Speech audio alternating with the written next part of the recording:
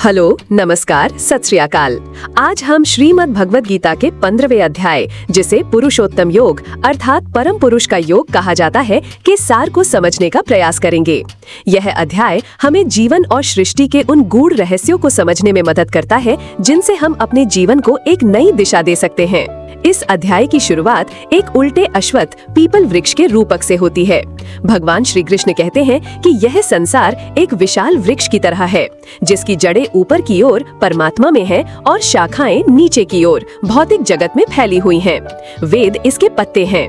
यह वृक्ष कर्मों और इच्छाओं से सिंचित होता है और तीनों गुणों सत्व यानी अच्छाई, रजस यानी क्रियाशीलता और तमस यानी अज्ञान से पोषित होता है। इसकी शाखाएं ऊपर नीचे सर्वत्र फैली हैं, जिनमें विषय भोग रूपी कोंपले हैं। मनुष्य इन शाखाओं में उलझकर जन्म मृत्यु के चक्र में फंसा रहता है।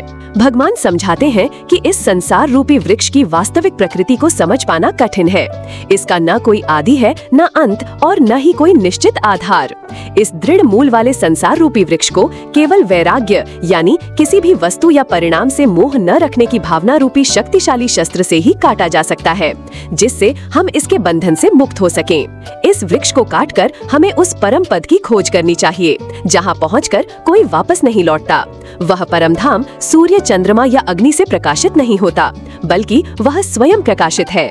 वही मेरा श्री कृष्ण का परम धाम है। भगवान आगे बताते हैं कि इस संसार में प्रत्येक जीव मेरा ही सनातन अंश है। यह जीवात्मा मन सहित 6 इंद्रियों के साथ प्रकृति में संघर्ष करता है।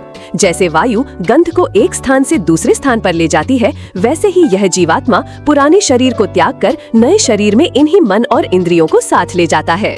अंत में श्री कृष्ण अपने पुरुषोत्तम स्वरूप का रहस्य बताते हैं। वे कहते हैं कि 2 प्रकार के पुरुष हैं, क्षर अर्थात नाशवान, यह संपूर्ण भौतिक जगत, और अक्षर अर्थात अविनाशी जीवात्मा।